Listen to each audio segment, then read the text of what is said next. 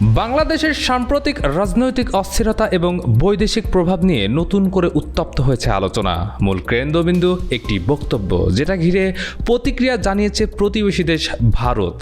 কি ছিল সেই মন্তব্য? কেন ভারতের পররাষ্ট্র মন্ত্রণালয় এতটা তীব্র প্রতিক্রিয়া দেখালো? সব জানবো আজকের এই রিপোর্টে। সম্প্রতি বাংলাদেশের প্রধান উপদেষ্টা ডক্টর মোহাম্মদ ইউনূস দেশের বিভিন্ন রাজনৈতিক দলের নেতাদের সঙ্গে বৈঠক করেন। 25 মে নাগরিক ঐক্যের সভাপতি মাহমুদুর রহমান মান্না বৈঠক শেষে সাংবাদিকদের জানান, প্রধান উপদেষ্টা বলেছেন, বাংলাদেশ এখন একটি বড় সংকটে আছে আর তার জন্য দায়ী ভারতীয় আধিপত্য। এই বক্তব্য সামনে আসতেই শুরু হয় বিতর্ক। ভারতের পররাষ্ট্র মন্ত্রণালয়ের মুখপাত্র রণবীর জয়সওয়াল এক সাপ্তাহিক ব্রিফিংয়ে প্রতিক্রিয়া জানিয়ে বলেন, এই মন্তব্য সরকারের ব্যর্থতা ঢাকার চেষ্টা ছাড়া কিছু নয়।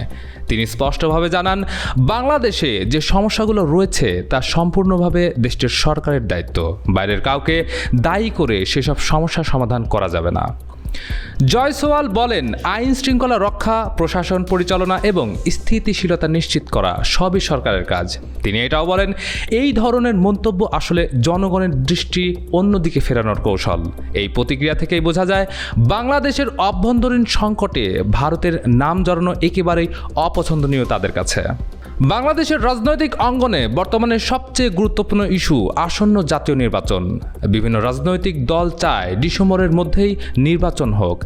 সরকার জানিয়েছে চলতি বছরের ডিসেম্বর থেকে আগামী বছরের জুন মাসের মধ্যে ভোট হবে। এই নিয়ে ভারতীয় মুখপাত্র বলেন, সরকারের উচিত অবিলম্বে অবাধ, সুষ্ঠু ও অংশগ্রহণমূলক নির্বাচন আয়োজন করা, যাতে জনগণের রায় ও ইচ্ছার যথাযথ প্রতিফলন ঘটে।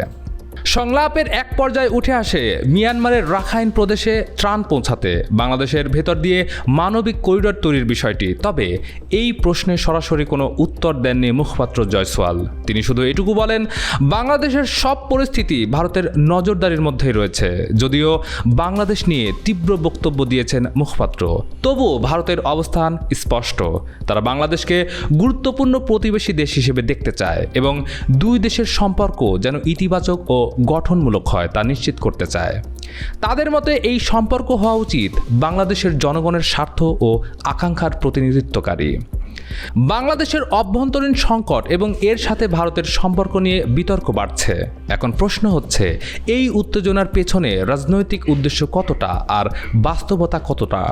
তবে এটা নিশ্চিত, আসন্ন নির্বাচন এবং রাজনৈতিক স্থিতিশীলতা উভয় দেশের জন্যই গুরুত্বপূর্ণ হয়ে উঠেছে। আজ এ পর্যন্তই। এমন আরও গুরুত্বপূর্ণ খবর পেতে চোখ রাখুন ডেইলি মিন্টে।